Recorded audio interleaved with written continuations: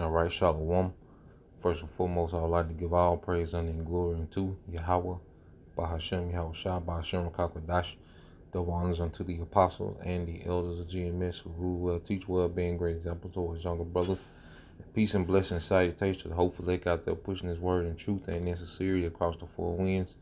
In the name of Yahweh Bashim Al Shah, pushing to get up out of here. Shalom to the whole collective believers, the listeners whom have came back to the obedience of the scriptures through faith in Yahweh Bashim Al Shah.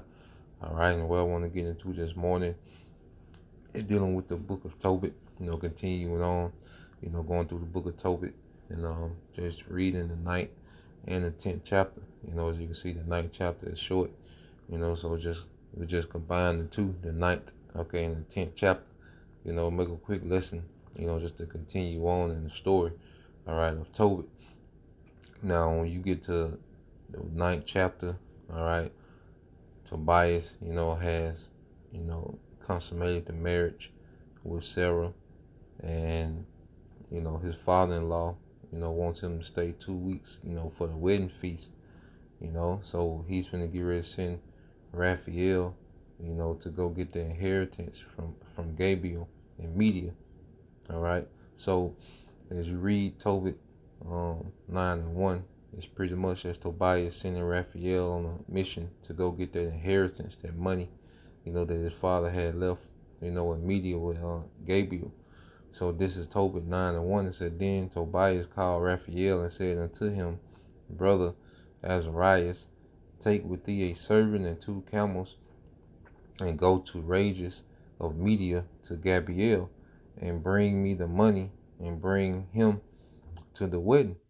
For Raguel hath sworn that I shall not depart, but my father counteth the days, and if I tarry long, he will be very sorry. So Raphael went out and lodged with Gabriel, and gave him the handwriting, all right, pretty much a receipt, who brought forth bags which were sealed up, and gave them to him, which was, the money.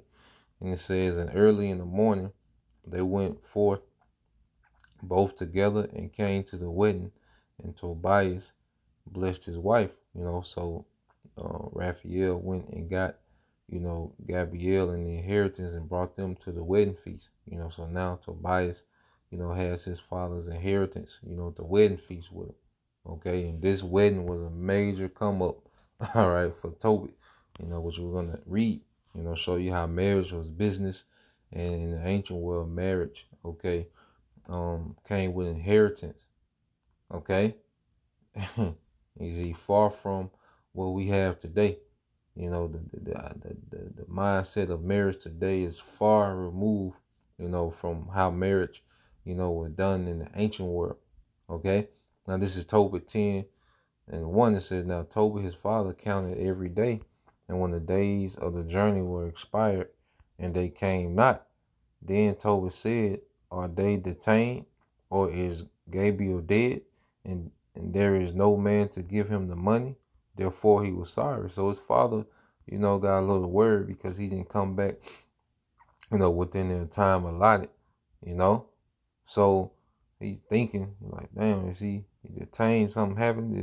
Is Gabriel dead? He can't give him the money, Therefore he was sorry. Now, listen to how his wife reacts, man.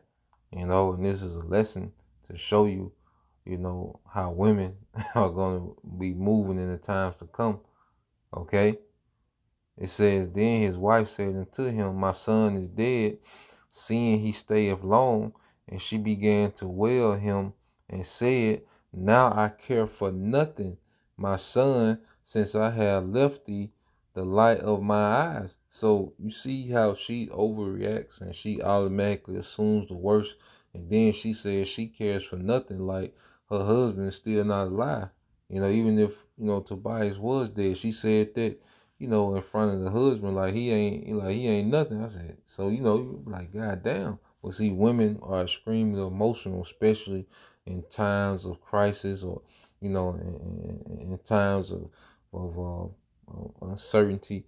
Women become extremely unemotional and over the board. All right, and they say particular things. You be like, God damn. You know, as the man, you be like, damn. You see? But this is, how women are built, man. So when the times will come, imagine how women are going to be, when certain relatives or, certain things happen. 'Cause it's finna be a lot of death, man. So when certain things happen, man, a lot of these women are gonna bug out completely. So we're seeing, to Tobit wife, she's bugging out. And this is just off of speculation that the son is dead. She, blaming him for sending them. Okay, so she said, I care for nothing. She's throwing a little shot. But it is what it is, man. All right, verse 7 says, but she said, hold thy peace and deceive. Now Tobit told her, says to him, to whom Tobit said, hold thy peace, take no care, for he is safe. So he like, look, he good. Like he it ain't, Tobit had the mindset, he had a positive mindset, in uncertainty. And as men, that's how we have to be. We have to always have a positive mindset, even in the times of uncertainty, man. And that's why a lot of families that are led by women are going to receive their C-hip, or a lot of these single mother families, they're going to receive their C-hip, man. Okay, because a woman is going to panic, when she's not able to eat, when she doesn't have the convenience. When a woman is cut off from these modern conveniences of this society, a woman is going to bug out and panic, man. Okay, a lot of men gonna receive that C-hip following the woman. Okay, because he telling her to kind of, chill out. God damn, sit your ass down. You see, he good, and it says, now listen what she said. But she said, hold thy peace. So she tripping. She telling her husband hold his peace. So now she just tripping. She frantic. Okay, and deceive me not, my son is dead. And she went out every day into the way which they went, and did eat no meat on the daytime, and ceased not whole nights to bewail her son Tobias, until the 14 days of the wedding were expired, which Raguel had sworn that he should spend there. Then Tobias said to Raguel, let me go, for my father and my mother look no more to see me. Okay, so she's crying, fasting, 14 days. Okay, tripping. I can understand if she got the news that her son was dead, but this is just a speculation. But it shows you that women, aren't built, okay, for particular times. And that's why the Lord established men, okay, as the head. Now, in the times we coming into, hey, we finna see women bug out, because men gonna be bugging out too, but women gonna bug out on a whole nother level, man. This is Isaiah 32:2. It says, and a man shall be as a hiding place from the wind, and a covert from the tempest, as rivers of water in a dry place, as a shadow of a great rock in a weary land. Okay? And the Lord's going to establish man as that tempest, that hiding place, man. That covering, in these times. All right? Because a woman left to herself, she not built to deal. You see? Now, you're going to have, exceptions. The Lord, he's going to preserve, particular women for salvation. Okay? But a lot of, women, okay, in the world, these worldly women that are left to themselves, they're done. Or even if they are either they're going to be left, the women that are left unto themselves of the world, or the women, okay, that are in the world and their husband is in the world too, and pretty much, she's pretty much the head. Like, that's going to be a terrible situation, man. But the Lord is establishing his men now to be built for this time. That's why as men we go through what we go through, man, because before we get to this point as men, Isaiah 13 and 12, it says, I will make a man more precious than fine gold, even a man than the golden wedge of Ophir. Yeah, so before we get to that point as men, we going through the sufferings now. Okay, we're being refined so we can be that gold in the midst of chaos, man. Okay, a man of the Lord is going to be the rarest thing in the earth in a time of chaos, man. And that's why we shouldn't be, wanting for nothing now. Like, we should just have a mindset of embracing the suffering and keep being refined, man, and just having that patience, man. You know, the Lord is dealing with His men. You see, that's why scriptures say, what's that in what is that, Proverbs 8? Yep. This is Proverbs 8:1. Said, doth not wisdom cry, and understanding put forth her voice? She standeth in the top of the high places by the way, in the places of the path. She crieth at the gates, and at the entry of the city, and the coming in at the doors. Okay, and that's what you see with the camps. Okay, the Lord set up camps. He set up His men to do what, man? To call out the true church. Which church means to call out. Okay, and those men have the Spirit, or the Holy Spirit on them, which gives them what? The wisdom. Okay. And who are they crying out to? Who is this word going out to? Unto you, O men, I call, and my voice is to the sons of men. Okay, the sons of men. All right, so He's calling to men. Okay, because the man, all right, is the Lord is establishing the man as the head. Okay, this society established the woman as the head. Okay, but the Lord is establishing again the man as the head. Okay, and when chaos hit, you're gonna see all this. It's being confounded now. The independent woman, the strong woman. It's being confounded now, but it's gonna be confounded on a whole nother level when things really break loose, man. When the Lord reach out and start touching, because the Lord knows how to break you down with one situation, man. He knows how to just destroy you by causing one event to happen, man. The Lord, hey, he's an assassin, man. Mentally and physically, man. He knows how to hit you where it hurts, man. You know. So let's go from there. Let's get this in the book of Ezekiel.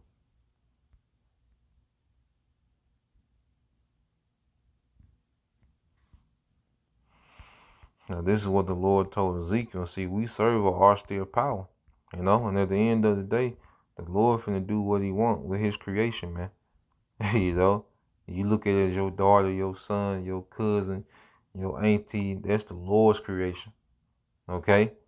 And He can do what He want, all right? And and we can't love the creature more than the Most High, okay? This is Ezekiel 24:16. It says, "Son of man, behold, I take away from thee the desire of thine eyes with a stroke. Yet neither shall thou mourn nor weep, neither shall thy tears run down." Okay? So the Lord telling Ezekiel, look, I'm finna kill your wife with one stroke, and you don't cry. You see? Imagine, Ezekiel being told that, man. Imagine if we was told this. You see, that's how the Lord is an austere power, man. You know? He's not a goddamn pansy, man. Like Esau paint him, the what it is, what they call it in the 16th chapel. You have the Edomite, you know, pointing and touching the hand of so-called Adam, and you look at them pictures and you think of this passive old man when you think of the Most High. No, man, the Lord's a austere power, man. Okay? Yahweh Shai is austere, like his father. Okay? You see?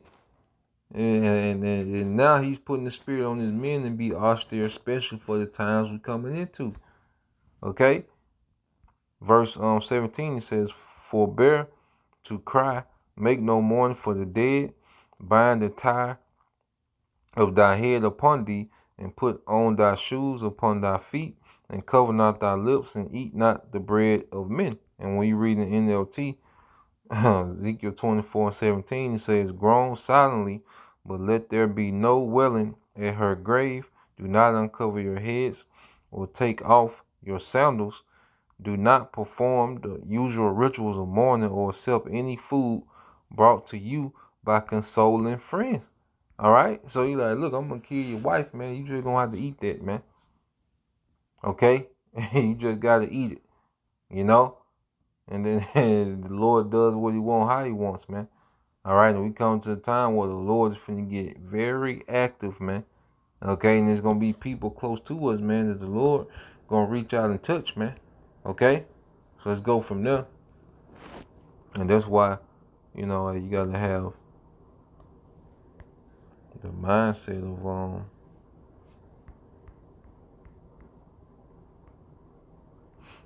you know, and these things are written for a purpose, man. All right, all scriptures is written, you know, for our comfort, man. You see, as it says in the book of Romans, which I grab it real quick on the other phone.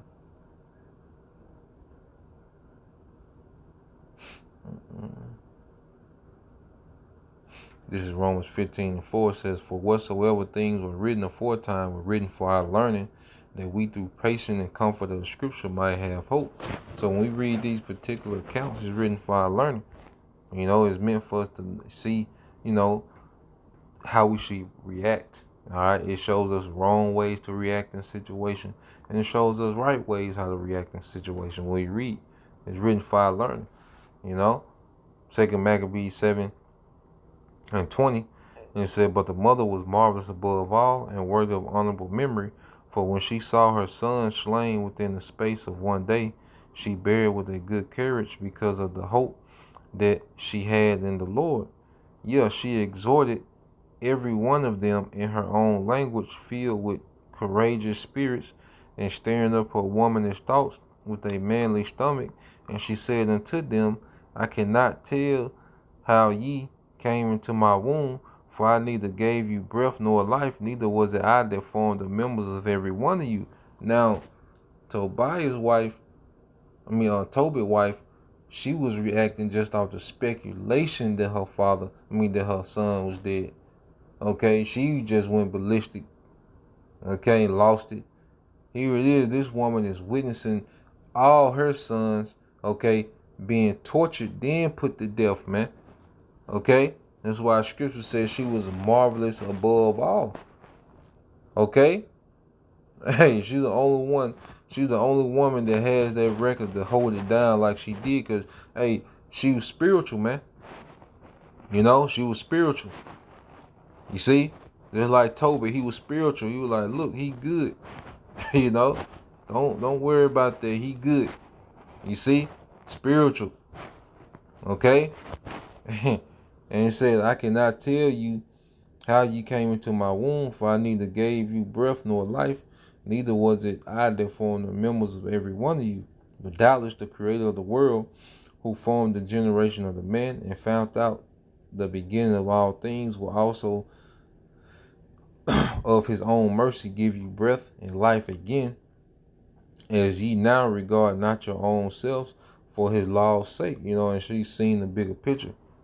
Okay, she wasn't caught up in that's my baby and don't do my sons like that and they don't deserve that. And nah, man, she understood it was the will of the Lord. You know, and the Lord eventually, hey, he can give them back. You know, that's one thing when we move like he is, like it ain't no cap on what the Lord can do. The Lord told Moses, look, I'm finna kill all Israel and make a nation out of you. You see? Like when we really move and have an understanding that he is, okay, then you know we don't put no cap or no limit. We don't look at death as doom. You know? Like nah, we don't look at death as the doom of all dooms. Nah, man. The Lord is the power of the living. You know? And with Israel, all right, is promised to be immortal, man. You know, and we have to remember these things going into this time. Okay? And that's why you got that example. Then you go here to the book of Job. What do you have? All right, this is the book of Job, chapter 2. All right, verse 7 says, so when Satan So went Satan forth from the presence of the Lord, and smote Job with sore boils from the soles of his foot unto his crown, and he took him a potsherd to scrape himself withal, and he sat down among the ashes. Okay, so Job was in a very low state. You see, boils from his foot to his head. Imagine that sight, man. Okay, so he's just scraping, boils and pus is going everywhere. Like he's in a terrible condition, man. So while he's at the lowest point, guess who hits the scene? Okay, Job 2:9 said, then said his wife unto him, dost thou retain thine integrity? Curse the Most High and die. So she comes in with the most worst advice ever, the most negative, mindset ever. Okay, terrible, terrible advice, man. To curse the Most High and die. All right. She's like, why are you even keeping your integrity, man? All right, and we finna see these women lose all integrity, man. Just watch, man. These women finna lose all. When they bug out, they gonna get extremely emotional. They gonna be lashing out. That's finna happen, man. Okay. But he said unto her, thou speakest as one of the foolish women speaketh. What, shall we receive good at the hand of the Most High? And shall we not receive evil? And all this did not Job sin with his lips. Yeah, he kept his integrity, man.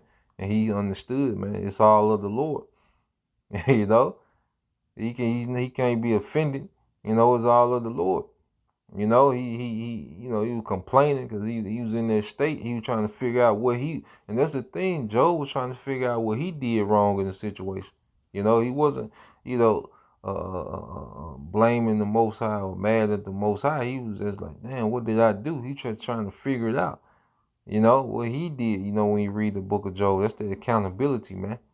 Okay, something that the women, all right, lack. Especially the modern women. That's not unheard of. A modern woman, being accountable. So let's go back to Tobit. Read some more of it. This is Second Maccabee. It's like the Tobit. Back in Tobit, the 10th chapter. Okay. I'll read 7 again. It says, but she said, hold thy peace and deceive me not. My son is dead. And she went out every day into the way which they went, and did eat no meat on the daytime, and ceased not whole nights to beware her son Tobias until the 14 days of the wedding were expired. And Raguel had sworn that he should spend there. Then Tobias said to Raguel, let me go, for my father and my mother look no more to see me. But his father-in-law said unto him, tarry with me, and I will send to thy father, and they shall declare unto him how things go with thee. So Raguel, stay longer, but that's just that ancient hospitality we had amongst each other, But Tobias said, no, but let me go to my father. Then Raguel rose and gave him Sarah, his wife, and half his goods. You see that? So here it is. He received an inheritance from, his father, that gold. Then he received half of the inheritance from his father-in-law. Okay, so this was a major come up for Tobit. That he was getting ready to establish another house in Israel. You see? Then marriage was a major thing, man. All right, and strong marriages made strong nations, man. Okay, in Yahweh Bashim al Shah. And it says, and he blessed them and sent them away, saying, the power of heaven give you a prosperous. My family 10 again, it says, then Raguel rose and gave him Sarah, his wife, and half his goods, servants, and cattle, and money. And he blessed them and sent them away, saying, the power of heaven give you a prosperous journey, my children. And he said to his daughter, honor thy father and thy mother-in-law, which are now thy parents, that I may hear good report of thee. And he kissed her. Edna also said to Tobias, the Lord of heaven restore thee, my dear brother, and grant that I may see thy children of my daughter Sarah before I die. She just wanted to see her grandchildren, that I may rejoice before the Lord. Behold, I commit my daughter unto thee of special trust. Where it says, where do not entreat her evil. So they, and see, in Esau's movie, he paints the picture that every woman, just married off to Mister, just to go live a miserable, terrible life. When he paints ancient marriage and customs, under a extremely bad light, man. Nah, man, the parents had to care for their daughter. That's why they vetted who she married. Okay? They had to care. And then the father, he would store up resources, okay, to send with his daughter, okay, because he didn't have any sons, so she was an inheritor. Okay, she didn't have any brothers, so she was to inherit. So that's why he had to marry. That's why she had to marry within the tribe of Naphtali, so their inheritance would stay within, all right, Naphtali. Okay, and we're going to get that, but let's go here just to show that in ancient wedding customs, man, there was a come up. Okay, and both families won. The man and the woman, they won. All right, they was established. Okay, Genesis 24, and all right, now this is when when Abraham sends his servant to go get a wife, okay, for Isaac. Okay, and he went around, his wife's people, Laban. Okay, so this is Genesis 24 and 50. It said, then Laban and Bethuel answered and said, the thing proceeded from the Lord. We cannot speak unto to thee bad or good. So Laban, he understood that the Lord, sent this servant. All right, but the Lord was setting this up. People were spiritual. See, that's why back then things were spiritual, man. Our people, moved in the spirit. Okay, you see, they were like, look, the Lord setting this up. All right, it is what it is. We read in NLT, said, then Laban and Bethuel replied, the Lord has obviously brought you here, so there is nothing we can say. All right, so you read verse 51, behold, Rebekah is before thee. Take her and go, and let her be thy master's son's wife, as the Lord hath spoken. And it came to pass that when Abraham's servant heard these words, he worshipped the Lord, bound himself to the earth. And the servant brought forth jewels and silver and jewels of gold and raiment, and gave them to Rebekah. He gave also to her brother and to her mother precious things. You see, because Abraham was well off. Okay, but you see how the marriage is established in the spirit first. You go into, the book of Tobit. You see how it was a spiritual foundation to the marriage of Tobias and Sarah. Okay, now dealing with Isaac and Rebekah is based on the spiritual foundation. Okay, because their servant went through the whole spiel. How Rebekah entreated him and his camel, with kindness. You see, well, it was all spiritual, man. Okay, and it says, and they did eat and drink, he and the men that were with him, and tarried all night. And they rose up in the morning. He said, send me away unto my master. And her brother and her mother said, let the damsel abide with us a few days, at the least 10. After that she shall go. And he said unto them, hinder me not, seeing the Lord have prospered my way. Send me away that I may go to my master. And they said, we will call the damsel and inquire at her mouth. Okay, or verse 57 in NLT. They said, we will call Rebekah and ask her what she wants. You see? So it wasn't a thing of just, a 14-year-old girl was just forced to marry a 48-year-old man that looked like a wildebeest. That's the image, that Esau pushes. Nah, man. Hey, Sarah family came up off this wedding, man. Okay? She finna come up off the wedding. Okay? Off this marriage, man, off this union. All right? And then they asked her, like, okay, well, what you want to do? You know? And they called Rebecca and said unto her, wilt thou go with this man? And she said, I will go. And they sent away Rebecca after their sister and her nurse and Abraham's servant and his men. Okay, so she came with her own nurse, man. Okay, and there was a joining of houses. Okay, and when you go here, Raguel, he gave his daughter money, servants, cattle. Okay, because the ancient man, they always had a mindset. All right, a man of integrity, a good man. Okay, they had a mindset of what? Their legacy, and passing something down for their legacy. Proverbs 13:22. A good man leaveth an inheritance to his children's children, and the wealth of the sinner is laid up for the just. Okay?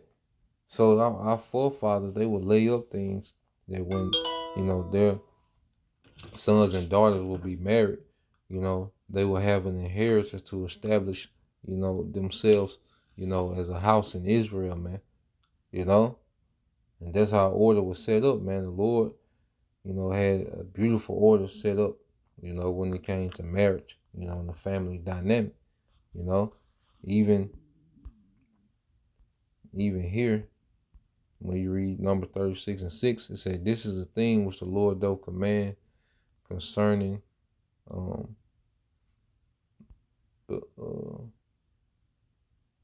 jump to 8. This is Numbers 36:8.